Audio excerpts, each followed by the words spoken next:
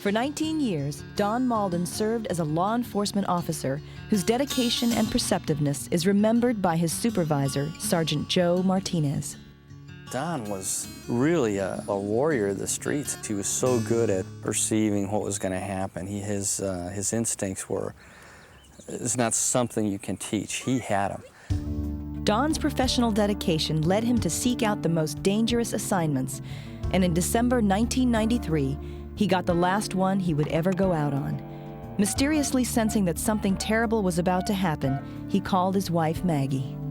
Hi, hon. He was saying, we just got a call, and there's a man with a gun. I got a bad feeling about this one. He had never ever called before and said, you know, I've got a bad feeling about something. It was totally out of character for him to do that. Bye-bye. And I should have known something was going to happen, but I just thought, everything's going to be okay, you know.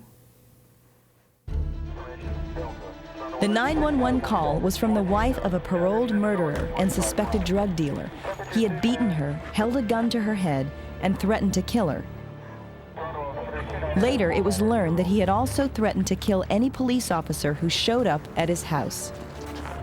Don and his partner were the first to approach the building. Sheriff's Department. They found the door unlocked. The woman who had placed the 911 call had given them consent to search, and so now they entered the premises.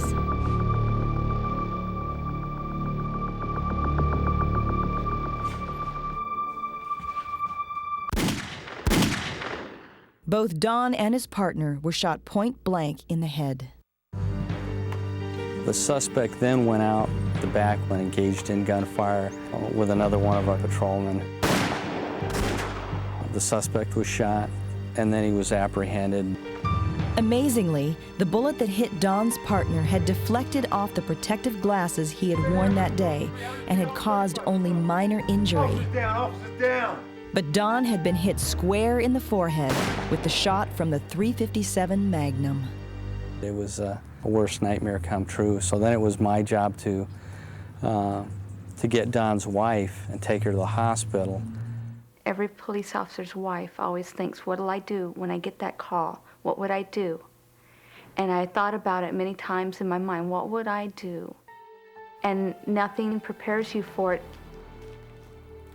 I heard this car pull up onto my sidewalk, and I got up to go see what was going on.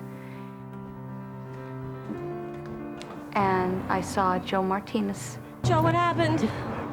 And tears were streaming down his face, and in that split second, I knew. Don's been shot. And he said, Maggie, you've got to come. And it's like my life imploded upon itself at that point. Don had been rushed to a local hospital, but there was very little his doctor, Curtis Dickman, could do for him. He had a very large blast injury to his forehead and had bone fragments that were shattered and spread throughout the frontal lobes of his brain. We expected Don to die. After the doctors had stabilized Don's condition, Maggie was finally able to see her husband. I saw a person laying there, and there was a large bandage around the head, and the face was very much swollen and just horrific looking. And just for a few seconds, I thought they've made a mistake. It's not Don.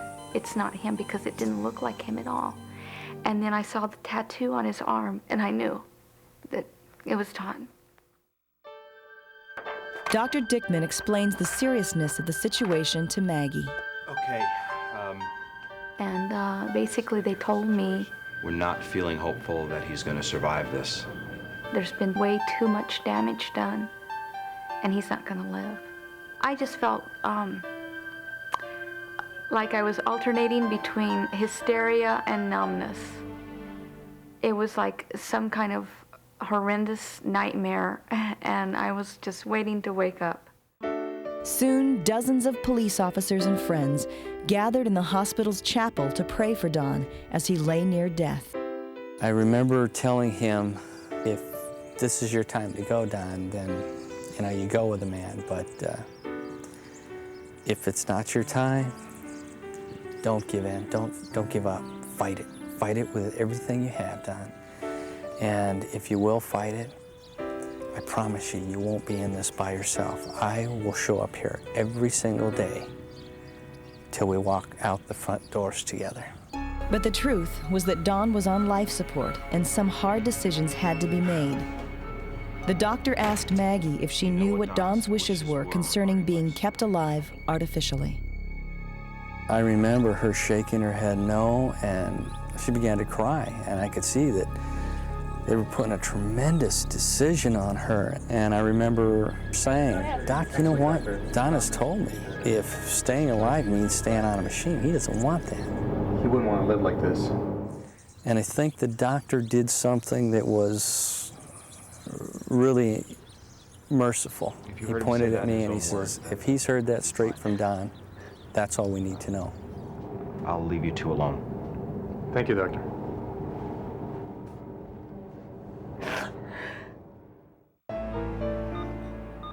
The decision was made, Maggie, you ready to do this? and with his wife and his best friend at his side, Don's respirator was turned off.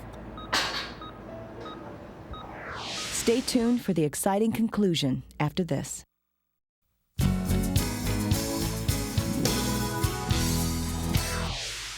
December 11th, 1993, law enforcement officer Don Malden is called to investigate a domestic disturbance and suddenly becomes the victim of a point-blank shot to the head. He is rushed to a local hospital, but the bullet has caused extensive damage to the brain, and Don is not expected to live.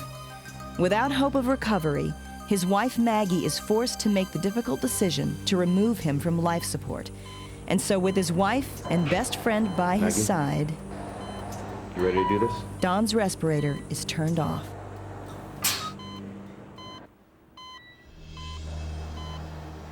But he keeps on breathing. It was miraculous.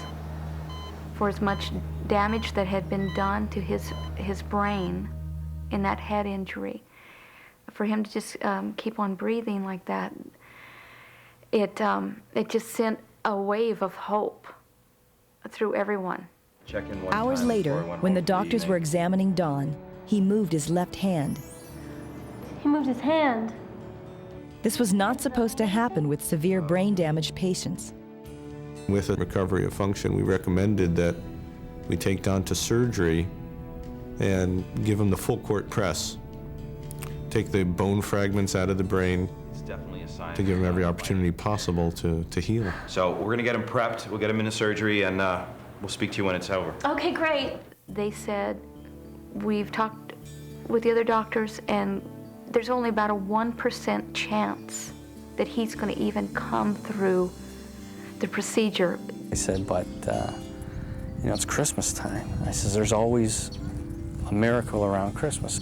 Don't be mad at us if we hope and pray that Don is that 1 in a million Christmas time miracle.